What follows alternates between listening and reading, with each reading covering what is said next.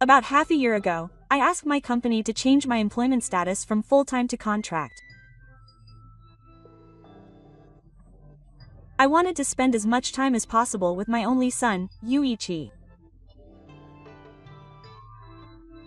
I understand that you want to work for Daisuke Gamushira, but please pay a little more attention to Yuichi. He seems to be putting up with a lot. Okay, I understand. When my mother first told me that, I didn't realize how serious it was. I replied without thinking too much. If I had thought about it properly when my mother first warned me, I might not have made Yuichi sad.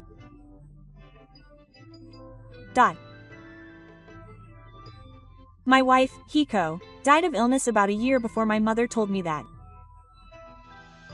At that time, Yuichi was in the 5th grade of elementary school.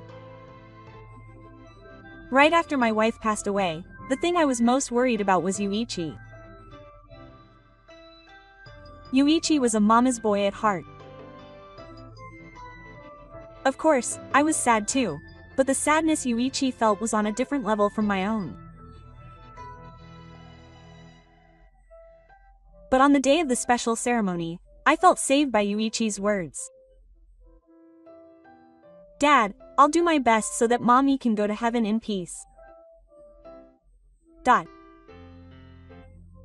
I was encouraged by the words Yuitsu said as I wiped away the tears that were streaming down my face. I hugged Yuitsu tightly and cried my heart out. Perhaps I should have had a little more time to think about Yuitsu's true feelings at that moment. But at that moment, all I could do was hug Yuitsu tightly as he gently wrapped his small arms around my back and shook his shoulders slightly. After returning to work, I worked even harder than before. Working overtime on weekdays was the norm. I didn't say no to working on holidays if asked. The main reason was that when I was working, I could forget about Hiko. I left most of Yuitsu's care to my mother, who lived with us. I felt relieved when Yuitsu's face gradually began to smile again. It was then that my mother told me to pay more attention to Yuitsu. I didn't understand what she meant by that. All I could think was that she was gradually getting better. I think that's why I didn't notice the SOS that Yuitsu sent out from time to time. One day, I looked into Yuitsu's room for the first time in a while and was surprised. It was completely untidy. Maybe I should have asked Yuichi why he hadn't cleaned the room in the first place, since it was so neat and tidy when Hiko was alive.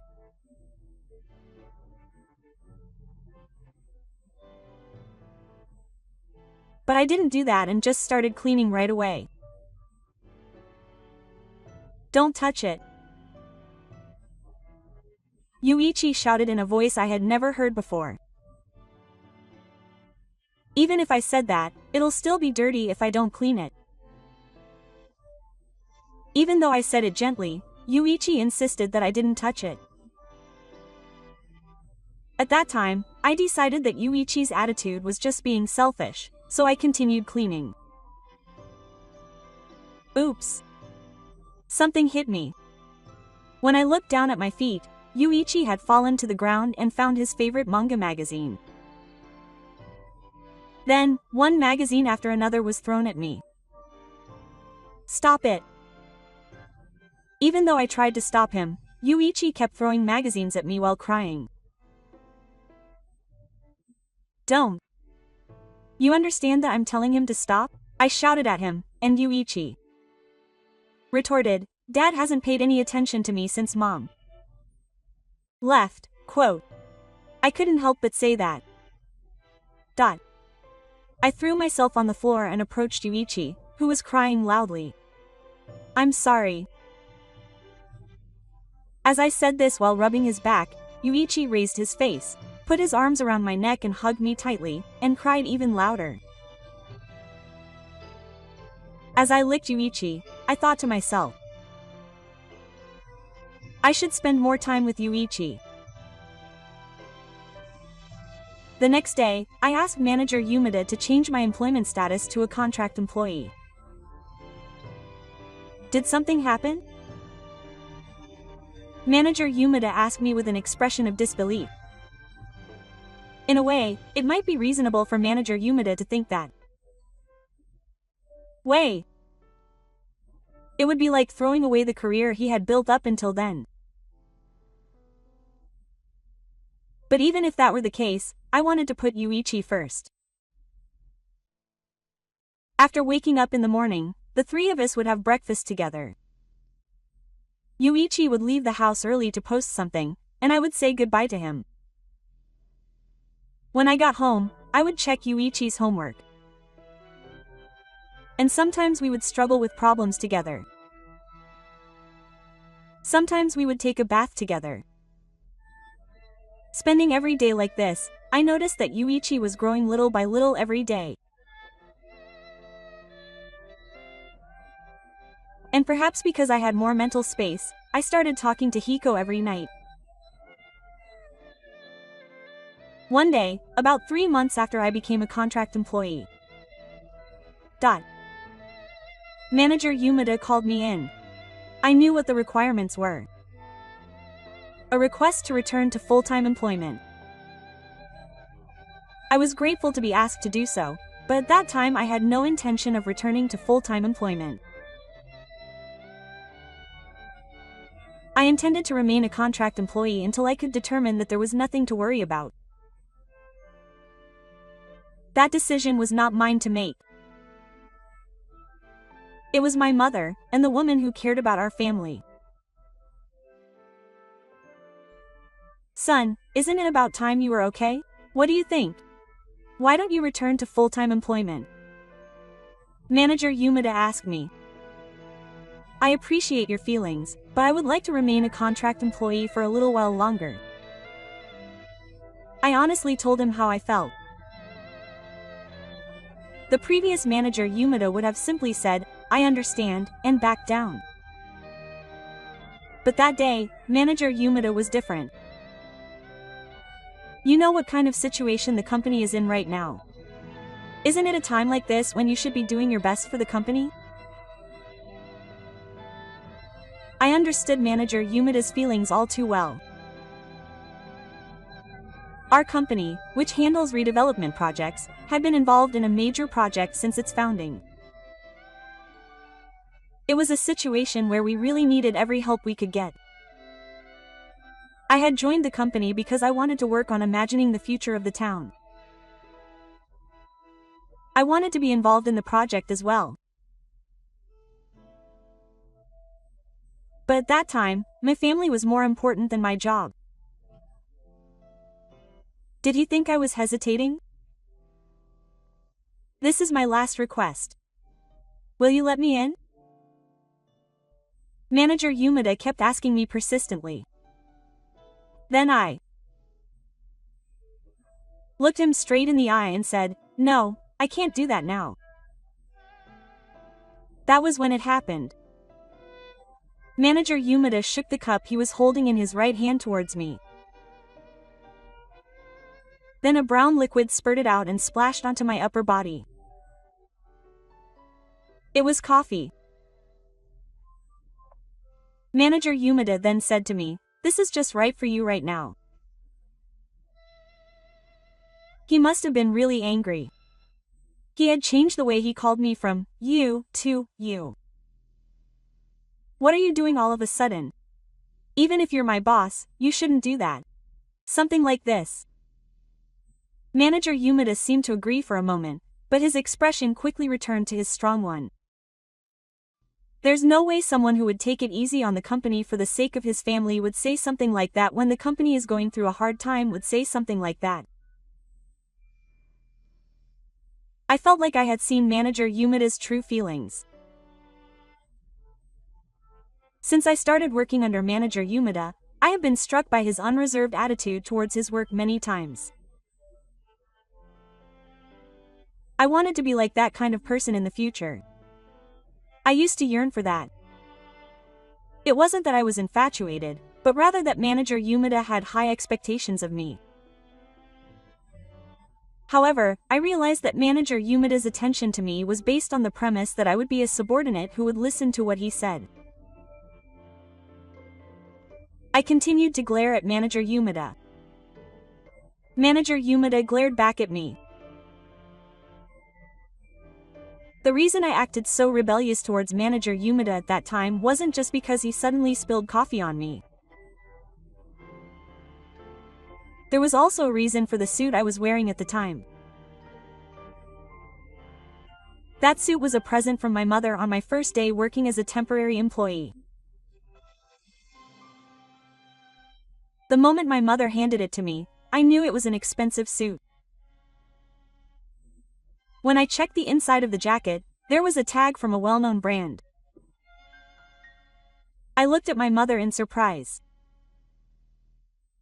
It's a memorable day when you're taking a new step forward. Please accept. This is my heartfelt message, my mother said to me with a smile. My mother's kindness brought tears to my eyes. Thank you. I will come with care. Unable to hold it in any longer, I burst into tears. And I had been wearing that suit ever since I put it on. When manager Yumada spilled coffee on me, my anger was reaching its peak. At that moment, I saw a woman running towards us from the entrance of the room. I thought, oh no. That woman was the president's daughter. For some reason, the president had always been strict with me. There was an angry expression on her face, so I figured she had come to stop me after seeing me being rebellious towards manager Yumada. The president's daughter stood in front of us and looked at me. Then she turned to manager Yumada instead of me and said, "Did you soil my uncle's suit?" Quote. I was surprised. Manager Yumada must have been surprised too. After all, the president's daughter had called me uncle. I hurriedly went to the president. No, to Reika-chan. The president has always told me to call Reika-chan by her last name at work. I was taken aback after saying that. It was as if I had publicly declared in front of manager Yumada that the president and I were related. I looked at manager Yumada quietly. Manager Yumada seemed to have sensed my spiritual relationship. I apologize. His expression became flustered as he bowed deeply while saying that. The reason I kept quiet about my relationship with the president was because it would have been difficult to do my job if the people in the car found out. I wanted to rise to the top based on my own abilities without anyone in the car looking at me with prejudice. That's why, when I married the president's sister, Hiko, I asked the president to judge my abilities with equal eyes.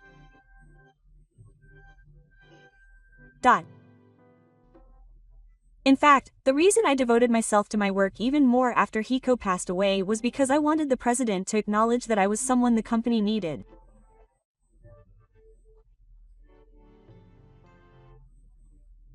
Up until then, I couldn't say that I had achieved satisfactory results at work. That's why I wanted to achieve results that would earn the president's respect as soon as possible so that Hiko could rest easy. But it was Yuichi and my mother who made me realize that my thinking was wrong. And then there was Reika-chan right in front of me. Apparently, Ka-chan had admired Hiko since she was little. And when she married me, she thought she had stolen someone important from her. That's why Reika-chan had always disliked me. I heard this from Hiko right after we got married. But Reika-chan was kind to Yuitsu. To Yuitsu, who was an only child, Reika-chan was like a real older sister. In fact, since Hiko died, not only my mother but also Reika-chan had been worried about Yuitsu and had given me advice many times. I'm Yuichi's father. Don't interfere. Ever since I said those words, Reika-chan had stopped talking to me in the car. Manager Yumada agreed to pay for the cleaning stand, so I moved to another room to change. Reika-chan walked beside me for the rest of the way. Then, she suddenly stood in my way and bowed her head. I'm sorry. I had misunderstood you, uncle. I was so surprised by the suddenness of it that I could barely look up. Then I asked her what she was talking about. Then Reika started talking quietly. Apparently, Reika was angry because I had been so absorbed in my work since Hiko passed away that it seemed like I was neglecting Yuichi. Apparently, she was even angrier because I wouldn't listen to her opinions at all. The final blow was when I told her not to interfere. At that moment, Reika never spoke to me again. Apparently, she didn't even want to see my face. However, when I became a contract employee and spent more time with Yuichi, her view of me changed. She said that she felt that Yuichi, who she had been in contact with quite often, was becoming brighter. Every time Reika noticed Yuichi's changes, her opinion of me changed. At first, she thought he was a cold and indifferent person, but when she realized that he cared about Yuichi more than anything, she realized that she had been wrong. That's what Reika said. Calling him a cold and indifferent person is a bit harsh. Thinking that, I replied that I was glad that the misunderstanding had been cleared up. Then Reika-chan said, I felt like I understood what Hiroko-ne-san had said, there's no one else for me but this person. I wanted to tell her this much, and I heard Hiroko's feelings for me in an unexpected place. I'll tell Hiro about today's events properly when I get home. That's why I thought, quote,